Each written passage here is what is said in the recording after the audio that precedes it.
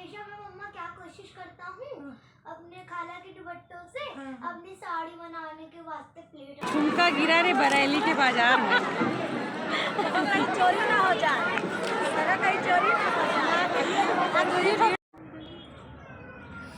हम लोग पॉपकॉर्न खाने जा रहे हैं। मैं ये वाला खाती हूँ जो ये रहता ना, जो ये नहीं फूटता है, ये वाला दाना मैं खाती हूँ जो नहीं फूटता है। और परमिला वो वाला दाना खाएंगी। और हम लोग साथ साथ में सीरियल देख रहे हैं, पाकिस्तानी सीरियल। तो तुर्की सीरियल तो मैं रात में अकेले में देखना पसंद करती हूँ, वो मैं किसी के साथ शेयर नहीं कर सकती।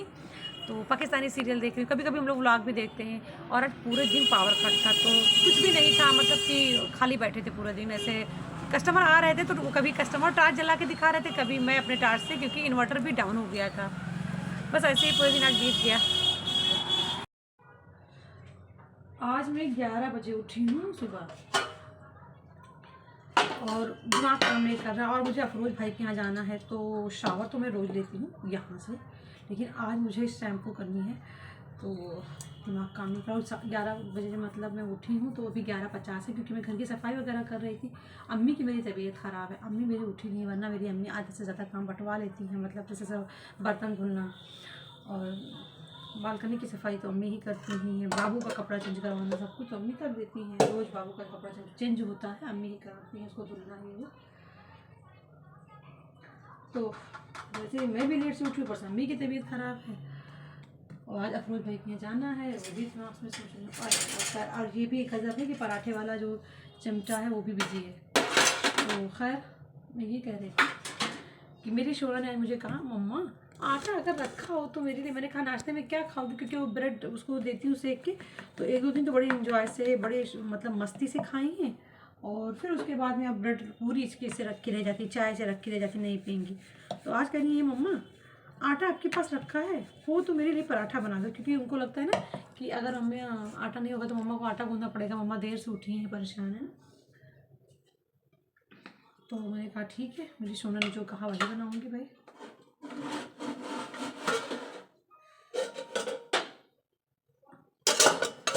मेरी सोना कोशिश करेगी तो मैं ज़रूर बनाती हूँ भाई, कुछ भी हो जाए। एक तो साड़ी पहननी है तो वैसे ही दिमाग ख़राब है, क्योंकि साड़ी तो हम लोग को आदत नहीं है और ये वाली साड़ी मेरी बहुत भारी है।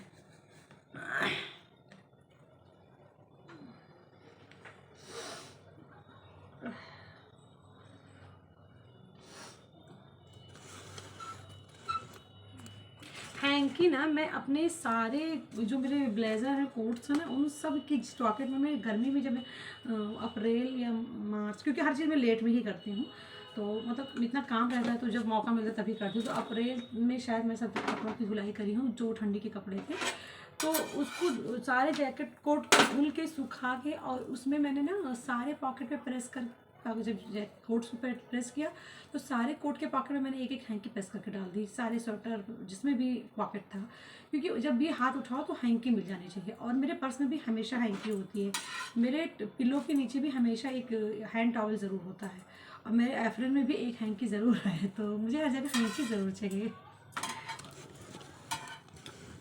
इसीलिए सोना के टिफ़िन कैरियर में भी मैं हैंकी ज़रूर रख के रहती हूँ, क्योंकि हैंकी बहुत इंपॉर्टेंट चीज़ है। हाँ हाँ, अच्छा, तो मेरा मेकअप तो तुम ऐसे रोज कर सकते हो। अच्छा,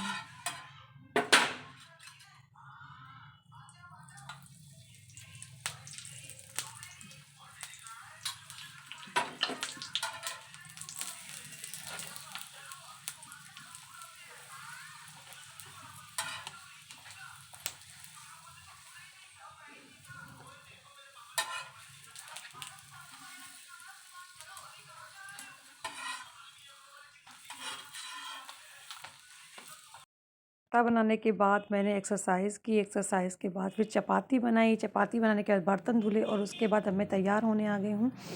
और मेरी शोना मुझे यहाँ साड़ी पहनने में मदद कर रही हैं। और ये साड़ी मेरे जानू शादी में लेके आए थे, इसके साथ एक साड़ी और थी। और जानू बाद में बताया मुझे कि ये उस शोरूम की कलकत्ता से लाए थे, सबसे खूबसूरत और महंगी साड़ी थी। मेरे जानू मुझे कितना प्यार करते थे कि मतलब मेरे लिए चुन चुन की चीज़ें खुद लेके आते थे। और जबकि हमारे ससुराल में ये ट्रेडिशन है कि मतलब शादी से पहले दूल्हा दुल्हन के लिए कुछ नहीं खरीदता है, लेकिन मेरे जानू ज़बरदस्ती इसको ख़रीद के लेके आए और मम्मी जी ने बोला है कि तुम ट्रेडिशन के ख़िलाफ़ काम कर रहे हो। लेकिन मेरे जानू ले आए थे और वो मेरे लिए एक बहुत खूबसूरत सा वेलवेट का सूट भी लेके आए थे। तो वो सूट अब मतलब वो बहुत मतलब मैं जब पतली थी तब का वो नाप था ना, तो वो सूट बहुत मुझे फिट नहीं हो रहा था, तो फिर मैं वो किसी को दे दी। और मेरी शोना मेरी पूरी हेल्प कर रही है इसको पहनने में। मेरी बच्चा कितनी बड़ी हो गई, अचानक शोना तैयार हो गई जाने के लिए, वरना उसने कल मना कर दिया था यस्टरडे, और आज अचानक तैयार हो गई। तो अगर उस कल बता देती तो कल उसके सूट वगैरह मतलब फ़्रॉक वगैरह ऊपर से निकाल लेती और मैं उसकी सारी चीज़ें तैयार रखती। अब अचानक वो बोली तो उनके भी सामान निकालने पड़े। तो अभी बज रहे हैं 2:30 और मैं जल्दी-जल्दी तैयार हो रही हूँ, और पिंटू भैया की वाइफ़ की बार-बार कॉल आ रही है क्योंकि उनको भी साथ में ही चलना था। और कुछ तो फ़ोटोग्राफ़ी करनी बनती थी, जल्दी-जल्दी तैयार होके मैं यहाँ शॉप पे आई और प्रमिला तैयार हो रही हैं और तब तक मैं अपना कुछ फ़ोटो शूट करे ले रही हूँ। तू है क्या मेरी बेटा, मेरी ज़िंदगी, मेरी सब कुछ, मेरी शोना मुझे आज तैयार करने में मदद करी है। मेरी हर काम में अगर ये मेरे साथ रहती है ना, तो फिर ये मेरी बेटा ना फिर पढ़ाई में भी मन लगाती है और मेरे साथ पूरी हेल्प भी करती है कि बच्चों का ओबीडिएंट एंड मेहनती होना बहुत ज़रूरी है। तो मेरी बच्चा दोनों करती है। भाभी हैं पिंटू भैया की मिसेज और हम तीनों, हम परमिला भाभी और बाबू चारों लोग साथ में जा रहे हैं।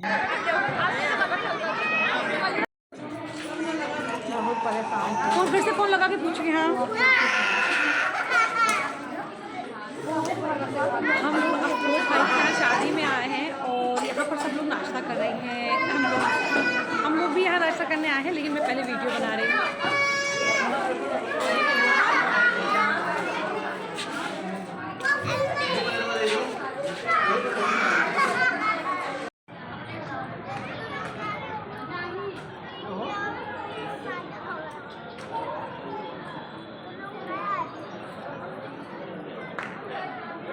मैं दूल्हा मुंह खोल ही नहीं रहा, तो क्या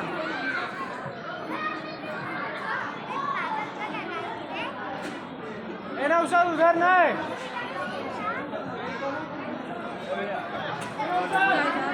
क्या ना है मेरे, नहीं ठीक है चाहिए मैं भी आओ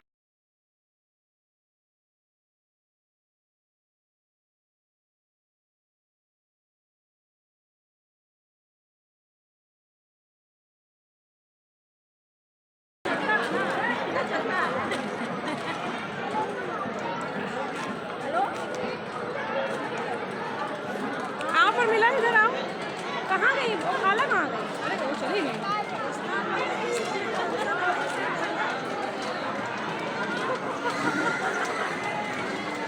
परमिला आज पहली है झुमका गिरा रे बरेली के बाजार। अरे यार पीले तब शूटिंग करते तुम्हारा।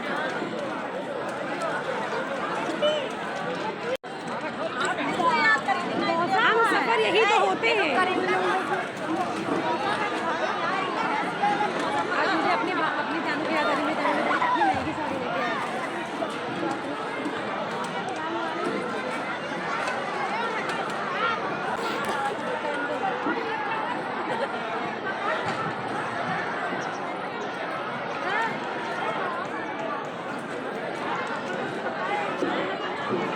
हाँ परमिला आज पहन के आई है झुमका गिरा रे बरेली के बाजार में। कहीं चोरी ना हो जाए, कहीं चोरी ना हो जाए, तुझे तो बड़ी गाड़ी हो जाएगी तो कहाँ गायब हो जाएगी? के बाजार में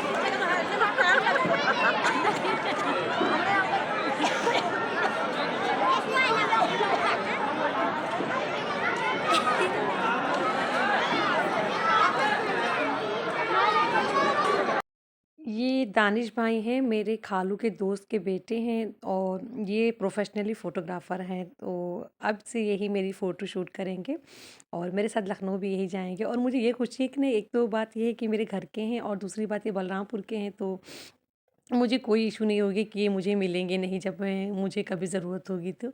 और घर के हैं तो उससे ये फ़ायदा है कि मैं लखनऊ भी लेके जा सकती हूँ और हमारे घर वालों को भी कोई प्रॉब्लम नहीं होगी। और ये हमारे घर जाके रुक भी सकते हैं, तो ये मुझे बहुत अच्छा हो गया। दानिश भाई मेरे मतलब मेरे बेटी के अकीक़े में भी दानिश भाई और बर्थडे में भी दानिश भाई ने ही फ़ोटोशूट किए थे, और लेकिन मुझे पता नहीं अभी क्यों याद नहीं आ रहे थे कि मैं इन्हीं को फ़ोटोशूट के लिए सोचूँ, बिल्कुल दिमाग में ही नहीं था। और मैं एक बार लखनऊ गई थी 1.5 साल पहले, जब मेरी अम्मी को लेके, मेरी अम्मी की तबीयत बहुत ख़राब थी, तो उस वक़्त जब मम्मी की तबीयत सही हो गई और घर के भी काम करा, चूँकि पानी का भी कुछ इश्यू हो गया था, फिर मुझे लगा कि मुझे फ़ोटोशूट कराना, मैं परेशान थी। लेकिन मुझे ख़्याल ही नहीं आ रहा था कि मैं दानिश भाई को सोचूँ, और मैं सोच रही थी बलरामपुर में भी कोई फ़ोटोग्राफ़र ऐसा नहीं जो फ़ेमिलियर हो, जिसको मैं यहाँ तक बुला सकूँ। और यहाँ वहाँ पर किसी फ़ोटोग्राफ़र से ऐसा कोई मेरा कॉन्टैक्ट नहीं था। और दूसरी बात, 1-2 लोगों को गूगल पे तलाश करी, तो बाप रे! वो इतने हाई-फ़ाई, बिल्कुल ऐसा लग रहा था कि कोई मुझे मॉडल की पोर्टफ़ोलियो बनवानी है, इस तरह से वो पैसे माँग रहे थे, डिमांड कर रहे थे। तो बस मुझे थोड़ा बहुत ऐसे फ़ोटोशूट कराना रहता है। तो उस वक़्त मैं बहुत परेशान, दानिश भाई का ख़्याल ही नहीं आया था। अचानक दानिश भाई का ख़्याल आया कि वो किसी काम से घर पे आए थे, तब मुझे ख़्याल आ गया। और यहाँ अब मैं उनसे फ़ोटोशूट करा रही हूँ। मैंने सोची साड़ी पहनी हुई इतनी मेहनत से, तो दानिश भाई से आज फ़ोटोशूट तो बनती है। दानिश भाई से फ़ोटोशूट कराने में ये अच्छाई रहेगी ना कि मुझे कोई मतलब पोज़ के लिए एफ़र्ट नहीं करना पड़ेगा खुद भी, और ना ही समझाने के लिए कि मतलब कैमरा के एंगल मुझे बताने के लिए तक नहीं कुछ सोचना पड़ेगा। दानिश भाई खुद ही सारा एंगल समझते हैं, तो ये बहुत अच्छी बात है। मैं एकदम फ्री रहूँगी। और सबसे पहली बात तो ये कि हमारी फ़ैमिली, मतलब फ़ैमिलियर हमारे फ़ैमिली मेंबर हैं, और छोटे भाई हैं, तो मैं उनको डाँट भी सकती हूँ और वो मेरे घर में भी आ जा सकते हैं, तो ये बहुत अच्छी बात है। शादी से मैं सीधे घर दुकान पे चली गई थी, और परमिला मेरे कपड़े घर से ले आई थी, बाबू को छोड़ने पे आ गई थी घर पे, और मेरे कपड़े भी ले गई थी। तो मैं कपड़े मतलब बाद में चेंज करी, पहले दानिश भाई से फ़ोटोशूट कराए, फिर कपड़े वगैरह चेंज करके शॉप पे ही थी। और जब मैं घर आई तो फिर अम्मी बोली शोना को बुखार है, तो मैं फिर जल्दी से शोना के पास गई उसको खाना खिलाने के लिए, क्योंकि अफरोज़ भाई ने खाना काफ़ी ज़्यादा भेज दिया था। तो मैं खाना गर्म करके लेके गई, खाला के लिए भी और अपनी शोना के लिए भी। और वहाँ गई तो फिर शोना को खाना खिलाई, फिर खाना ठंडा हो गया था, खालू के आने में थोड़ा वक्त था, मुझे पता था इशा की नमाज़ तो ख़त्म हो गई है, तो फिर से खाना गर्म करी, और उसके बाद में खाला का किचन वगैरह साफ़ करने लगी, बर्तन धुलने लगी। और इतना अच्छा लग रहा था, हम चारों, खाला, खालू, बाबू, मैं, हमारी फैमिली इतनी अच्छी लग रही थी। मगर अम्मी मेरी यहाँ घर पे इंतज़ार कर रही थी मेरा, वो बात करने के लिए उनका आज मूड था, वो जग रही थी। अदरवाइज़ तो हमेशा सोती रहती जब मैं शॉप से आती हूँ। तो मैं भी जल्दी-जल्दी काम करके खाला का निपटा के फिर खाला घर पे आ गई, क्योंकि अम्मी से भी बात करनी थी, और यहाँ भी बहुत अच्छा लग रहा था। तो खाला ठंडी में काम नहीं कर पाती हैं जल्दी, तो मैं सोची पूरा किचन वगैरह अच्छे से साफ़ कर दूँ, बर्तन वगैरह सब धुल के लगा दूँ। खालू को खाना भी खिला चुकी थी, शोना को भी खिला चुकी थी, खाला खा चुकी थी। रात के 11:30 बज रहे हैं, और अब मैं जा रही हूँ अपना नाश्ता बनाने के लिए। आज मुझे मन कर रहा था ना कि मैं कुछ चटपटा सा खाऊँ, ब्लैक टी और एग खाते-खाते मैं थक गई थी। तो इसीलिए आज मैं ये मैकरोनी बनाने जा रही हूँ।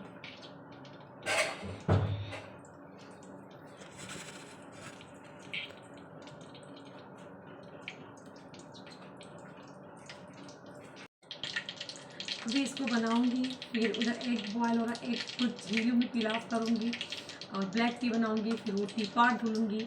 तो और ये बर्तन जो खाली होंगे इनको धुलूँगी, करते करते 12 बजे आराम से बच गए। तो 12 बजे मैं चाय पीऊँगी, और मैं 8:30 बजे की शॉप से आई हूँ, और मैं बिल्कुल भी नहीं बैठी हूँ, मैं तब से काम ही कर रही हूँ। सबसे पहले चाहे छत पे जाके मैं छत के वॉल की धुलाई करती हूँ। उसके बाद मैंने और जो सफाई करनी होती है कमरे की, इधर उधर के सब मीनू के कमरे की, वो सब किए। कपड़े इधर जो सूखे रहते हैं उनको तय करके रखना है। तो अम्मी उल्टा सीधा टांग देती, मुझे अच्छा नहीं लगता। आंगन मतलब मेरा बरामदा जो एकदम भरा हुआ लगता है, जैसे लगता है झंडों के बीच में बैठी हूँ, कपड़ों के झंडों के बीच में। तो फिर उसको सही सही से इधर उधर करना। फिर मैंने कपड़े उस करीब काफ़ी सारे धुले हैं, और उसके बाद फिर मैं बनाने लगती है। करते करते बज ही जाते हैं 11:30।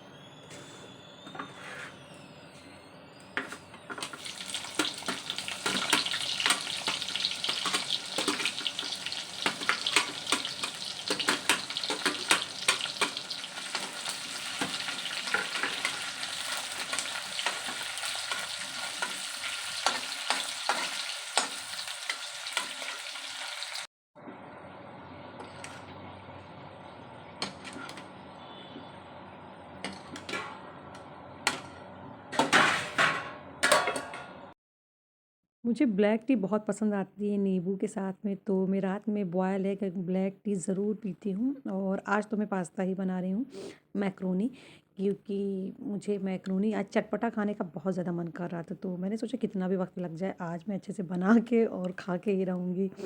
तो फिर वही जल्दी जल्दी बना रही हूँ, क्योंकि इसमें भी बहुत वक्त लगता है। जैसे चाय बनाना, बॉयल एग बॉयल करना, इसमें भी बहुत वक्त लगता है। सारे काम ख़त्म करने के बाद इसमें भी इतना वक्त ले लेता है कि मैं क्या ही बोलूँ। मतलब 12, साढ़े 12, सवा 12 बज ही जाते हैं इवन सिर्फ चाय पीने और अंडा खाने के लिए। उसके बाद फिर रहता है कि चलो कुछ मोबाइल पे देखूँ या एडिटिंग वगैरह करूँ या आयरन करूँ, तो फिर बज जाते हैं 1:30-2।